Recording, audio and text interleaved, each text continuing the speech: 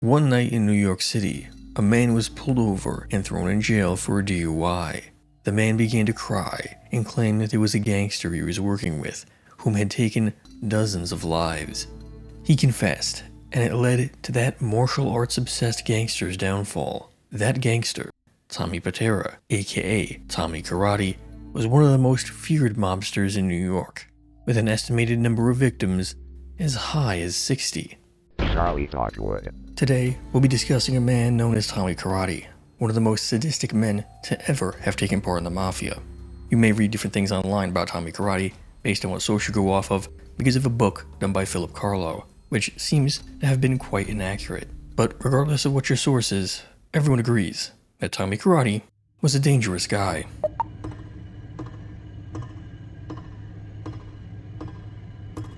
Thomas Pitera was born in 1954 in Brooklyn as the youngest of two children in the Pitera family. They were a normal, middle-class family in Brooklyn, but that's not the full story. There are two different narratives of Pitera's early life. One story is that Pitera was bullied as a child, and neighborhood birds and cats were sometimes cut up by him. He suffered from bullying from students at David A. Booty Junior High on account of his small stature and high-pitched voice. He attempted to join the baseball team, but he wasn't let on the team, and instead was hazed and abused.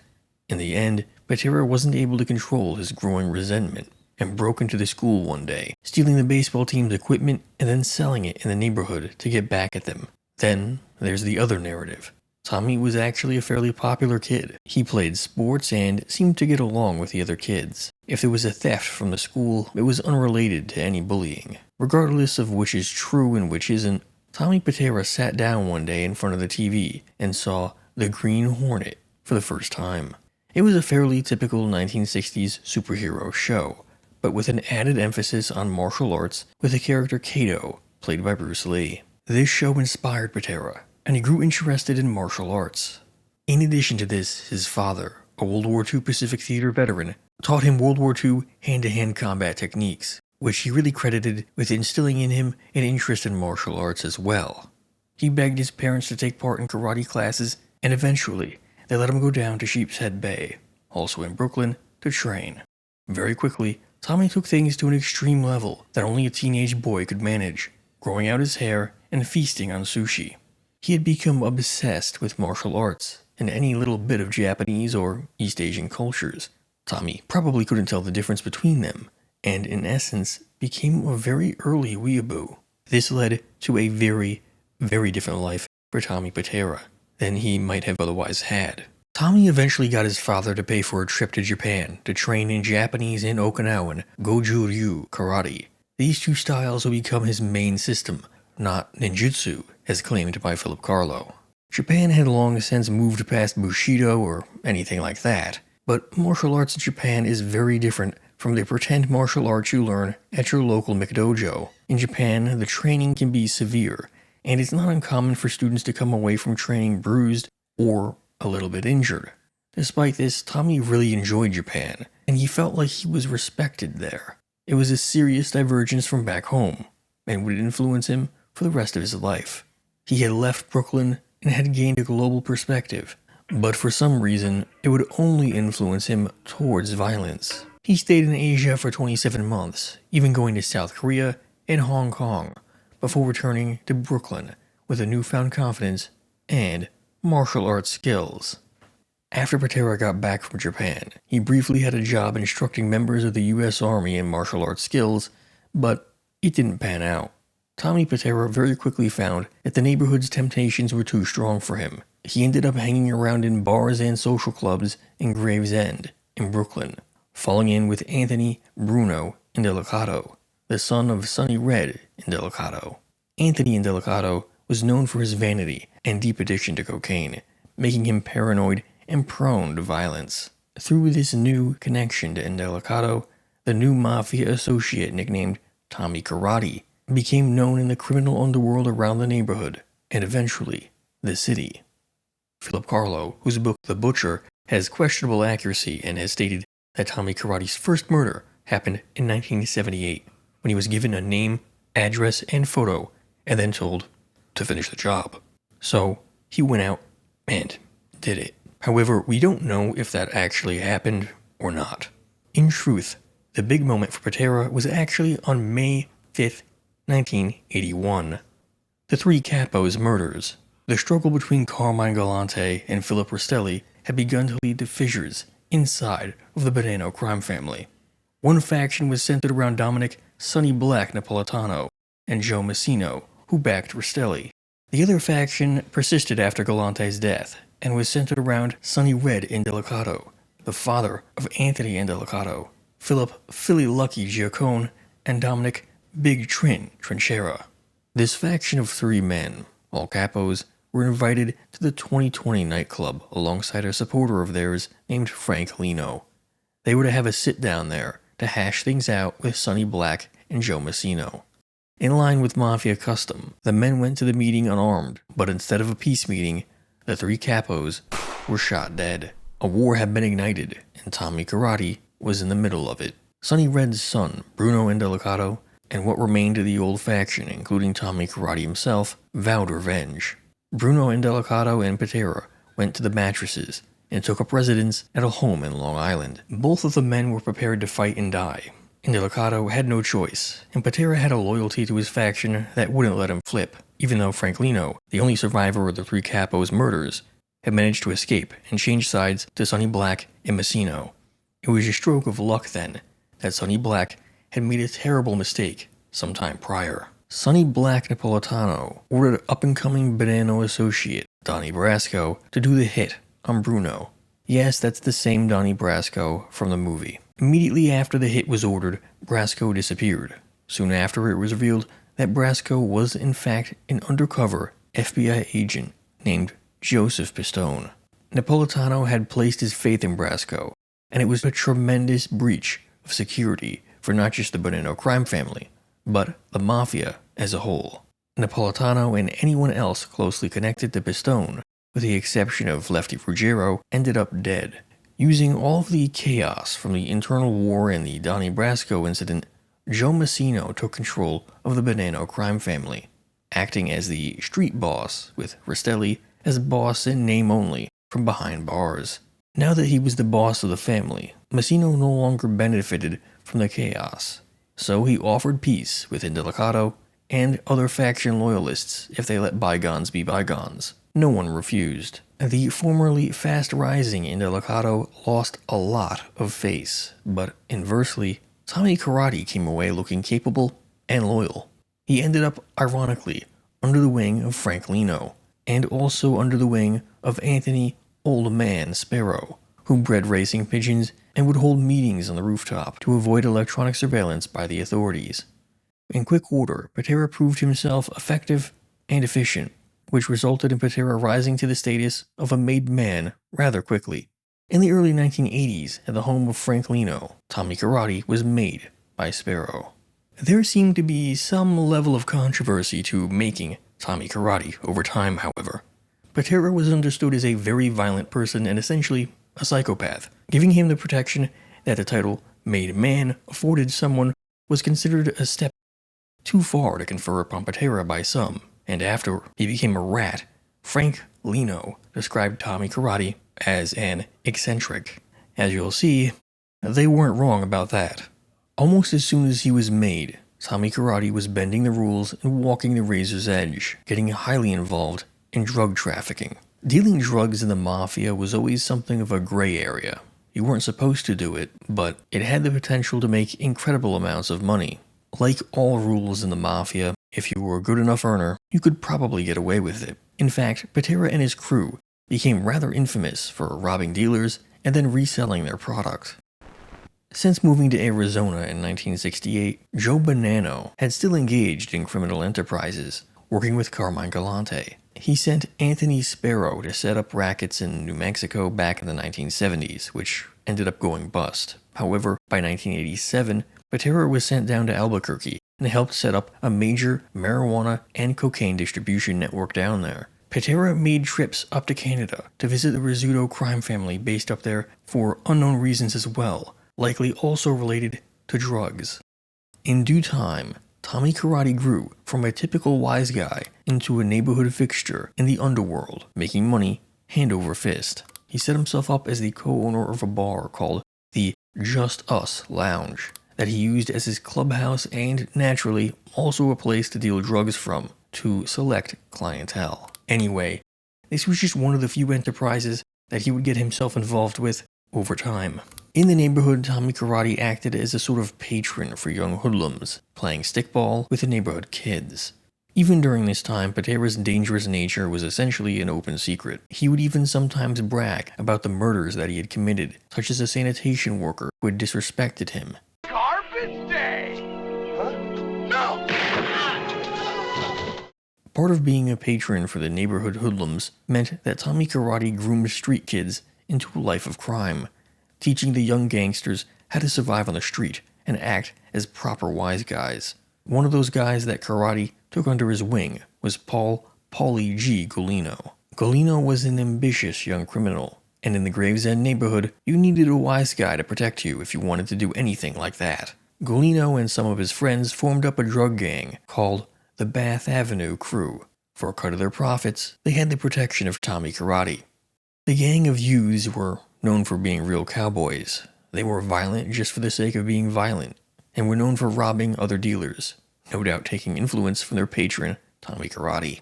Another kid Karate took under his wing was a man named Billy Bright. Billy Bright had just come back from a manslaughter charge, and had become close with Tommy Karate. Then there were others: Frank Angie, Vincent Kojak Giacchino, and ex-cop Richard or Richie David. All of them were more or less equally violent. There were others, of course, about 20 or so, who play less important roles in the story. In his apartment, Pitera had a whole arsenal of weapons there, including guns, knives, and special tools for dissection. He even had a treasure trove of books like The Hitman's Handbook and numerous other writings on combat tactics, torture, and even murder. That's just the lifestyle of a mafia killer like Tommy Karate. You don't get as many as 60 bodies by acting like a choir boy. But as morbid as Tommy Karate was, he did have a loving side. His family members remember him as a friendly and loving man with a special soft spot for dogs. Tommy Pitera did actually get married in the mid-1980s to a woman named Celeste Lipari. By all accounts, Tommy Karate did love her, and the couple had been connected since they were young. To complete his idyllic family life, Tommy Karate was building out an estate in Bay Ridge, though he would never manage to finish it. The sudden death of his wife Celeste robbed a normal home life from Tommy Karate. She had died of a drug overdose, and he knew just who to blame for his wife's death: a drug addict that his wife was friends with in the neighborhood, Phyllis Birdie. Birdie seemed to be aware that Pitera was blaming her for Celeste's death, so she went into hiding. Eventually, though, she was found by Frank Angie. The pair did drugs and then had sex, with Frank Angie finding a moment to sneak to a phone to inform Tommy Karate of where Birdie was. Tommy Karate arrived at the apartment with Kojak Giacchino and Richard David in tow, carrying silenced pistols. Ganji let the men in, and when they saw Phyllis Birdie, they opened fire. Despite the amount of noise this would have made, the men stayed there at the site. Tommy Karate, you see, had a particular method of dealing with his victims. The first thing that he would do was remove their jewelry and clothing. Then he would put the bodies in a bathtub or shower. Then Karate would strip naked and start sawing off pieces with a hacksaw, putting the pieces in either trash bags or suitcases. Tommy would then shower his body and leave his crew members to dispose of what remained. They would be buried out on the road in Staten Island, on the edge of a wildlife refuge where people would rarely go and would almost never dig. This is what Tommy Karate did to Phyllis Birdie, leaving his men to dispose of the body parts, though this time, Tommy Karate did reportedly keep her head in his freezer for some time before dumping it into the ocean.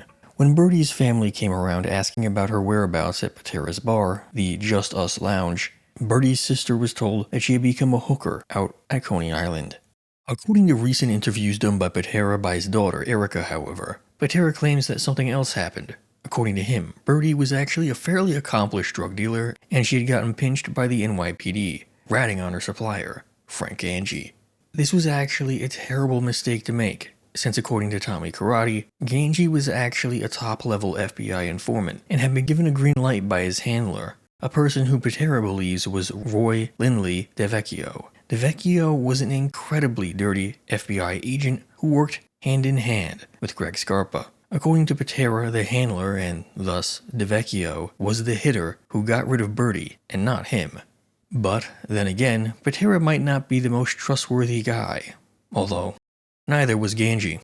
Another figure that was handled in this fashion was Gabriel Infante. Infante was an upper-tier mobster who had botched a body disposal and was potentially talking to the feds. So he was led to a warehouse by good-looking Sal Vitali, where Kojak and Tommy Karate were waiting. Infante would never leave the warehouse alive. The violence never stopped with Tommy Karate, especially when money was involved. Talal Siksik, a drug dealer working with Tommy Karate, was suspected of being a police informer. Pitera made a visit with Ganji. Talal Siksik was shot at point-blank range and then taken apart in his own bathroom. Marek Kucharski, a Polish boxer and underworld figure, is yet another whose death is associated with Pitera. At some point, Kucharski had some sort of argument regarding the sale of stolen carpets with Frank Ganji, and it became a fistfight. Kucharski quickly got the upper hand, so Tommy Karate walked over and slit his throat. That was just a few of the murders of Tommy Karate. It's hard to actually put dates to some of these events, by the way, so I'm trying to weave a narrative the best way I can. We can only know so much, and oftentimes these killings seem almost random. To discuss more of his money-making ventures, Tommy Karate got involved in a large-scale weed distribution operation, but it was going to be troublesome for Tommy Karate. The guy who ran the racket, a man named Michael Harrigan, was in bed with John Gotti Jr., a horrifying concept. Gotti Jr. was overbearing and caused issues for Harrigan, but jumping ship was going to cause a murder. Pitera and Gotti Jr. had to have a sit-down. From the jump, Pitera had the upper hand. The baby Gotti wasn't supposed to be messing around with drugs, and his father loved his sons if nothing else, so he was incredibly strict. Without much fight, Gotti Jr. ceded control of the rackets to Pitera, probably for something modest in return. But there was another partner. Mark Ryder was a close partner to John Gotti Sr., and a major trafficker of heroin. Some even go as far as to call him the King of New York. And it's without a doubt that a major source of the Gotti crew's cash came from Ryder. By 1987, however, Mark Ryder was in a legal whirlwind and couldn't operate anymore. The cops would actually end up sending Mark Ryder to jail for the rest of his life. His son, Greg Ryder, who is also a close friend of the Gotti family, was the other partner in the Harrigan marijuana operation. Pitera had Harrigan call a meeting with Greg Ryder, with Harrigan probably not fully understanding what he was now involved in. During the meeting, Greg Ryder was shot by Tommy Karate, supposedly with a shotgun. Why? We have no idea. And there was nothing that Mark Ryder could do about it. Pitera was a made man, and his son would have never been, and so he had to sit still and take it. Unless he was able to talk to Gotti about it. We aren't exactly sure, but there is some indication to believe that facts about Ryder's death and who did it made it back to Gotti in one form or another. Wilfred Willie Boy Johnson had long been a close associate of Gotti since the earliest days of Gotti's criminal career, but in truth, he had been an informer since the 1960s, over 20 years of being a rat. That's a lot of cheese. Eddie Leno made contact with Tommy Karate and Vincent Kojak Giattino. Giattino was equally as dangerous as Tommy Karate, and only wasn't a made man because he had jumped from family to family a few too many times. August 29th, 1988, at around 6 a.m. As Willie Boy Johnson walked to his car one morning, a pair of gunmen popped out and fired a hail of bullets. Johnson was hit 9 times and died at the scene. Kojak and Karate even went as far as to throw caltrops onto the roadway to prevent any cops from tailing them. Violence was just a way of life for Tommy Pitera, and also a way of doing business. Pitera killed 2 Colombian drug dealers, Carlos Acosta and Fernando Aguilera, potentially putting him in conflict with the Colombian cartels. It was dangerous, nasty business that could have resulted in him ending up dead quite easily. Why'd he do it? Just to rob them of their cocaine. No deeper meaning. Frank Rubino, yet another dealer who ran afoul of Tommy Karate, or rather, in this case, ran afoul of Eddie Leno. Eddie Lino and Frank Rubino had been dealing heroin together for some time. In fact, so much so that Eddie Lino had been denied entry into the Gambino family until Gotti took over as skipper. In the end, Eddie fell out with Frank. Eddie Lino called in Tommy Pitera to help out. Rubino, Lino, and Pitera all met up. After a short conversation, they got into a car and took a ride. Lino told Rubino to pull over the car, and he did. As soon as the car was in park, Pitera took out a gun and shot Rubino, dumping him onto the side of the road. Of course, not all the murders were just for money. Tommy Karate killed more than a few people out of paranoia, or just because he felt like it. But the authorities were starting to take notice, not of the killings, but of the narcotics that Tommy Karate and his crew were moving around the city. For some time, Tommy had been investigated by the DEA, FBI, and NYPD. They all knew that Tommy was moving major weight, and Tommy was aware of the investigation surrounding him the entire time. Tommy Karate did his best to make himself hard to catch. He had 4 different safe houses in the city, never had a home phone, and drove no less than 10 vehicles that were registered to other people, and even frequently reupholstered them at a specialty shop. And in the end, in spite of all of this effort, a bug did end up in one of the cars and caught Pitera on a wiretap. The police, I can out-weapon them. All I got is 38s. I got machine guns. I got silencers. I got cars that aren't registered to me. If I want to get you, you're dead. But I never did something stupid. I never hurt anybody innocent.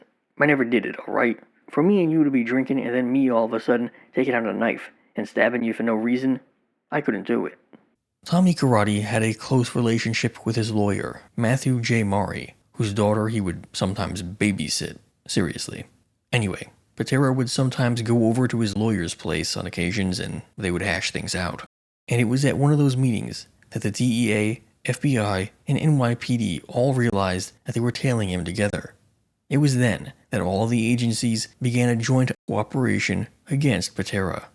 There was no slowing down Tommy Karate though. He just kept dealing and kept killing. All of this might sound like it went on for years and years, given how many killings this guy has done in the narrative by now. But I assure you, this guy was almost exclusively active from 1986 to 1990. That's how violent he was. Joseph Balzano was a crew member who lost Tommy's trust, so Pitera and Ganji acted like they were going to take him out to dinner to have a sit-down. In reality, Ganji and Pitera shot and stabbed him. Just another killing by Tommy Karate. The worst killing that he would ever do, at least as far as we're aware, was Richard Richie Phone Leone and Solomon Stern, March 15th, 1989. For one reason or another, perhaps because of the intense pressure from law enforcement, Pitera came to believe that a semi-associated criminal, Richard Richie Phone Leone, had begun to rat on him. So he invited Leone to a club called Overstreets for a late-night meeting, claiming that there was a score that he wanted Leone to be a part of. Leone invited a friend of his, Solomon Stern, to go along with him to the meeting. Both of the men arrived at the club at around 3 a.m. There to greet them was Tommy Karate, Richard David, the ex-NYPD cop, and Billy Bright. Within seconds of being greeted, Stern and Leone were handcuffed. Tommy Karate took out a pistol, silencer attached, and ordered Leone to dance before starting to fire into him. Leone was hit in his left shoulder, lower back, and twice in the chest, resulting in him collapsing to the ground. Karate stood over Leone and finished him off with a shot to the head. Stern, who wasn't actually much of a criminal at all and had been invited by Leone on a lark, was forced to sit and watch all of this go down. Stern had several crosses carved into his back, and then Karate shot him 7 times in the chest. Afterwards, both of the men were dragged to the club's shower, and Tommy Karate stripped down and got to work. After he finished his chop job, Bright and David buried the remains of both men, without their ears. Tommy Karate kept their ears and would show them off from time to time, similar to Phyllis Birdie's head. Tommy Karate was more akin to a serial killer, keeping mementos of his killings and taking an extreme joy in the act of taking a life. His ideal victim type, rather than being a woman with straight brown hair like Ted Bundy, was instead criminals in New York City. Hey, whatever gets your rocks off, right? After Billy Bright got back from burying the bodies, he arrived at a safe house. There waiting for him was Frank Ganji. Bright seemed distressed, so Ganji asked him about the situation, coming to understand that Tommy Karate had killed even more for essentially no reason at all. Frank Ganji had never had much of a problem with Tommy Karate's bloodthirsty nature and had helped him in several murders, including the Phyllis Birdie murder. Though recently, he had begun to have the gears in his head move, and he was starting to doubt himself.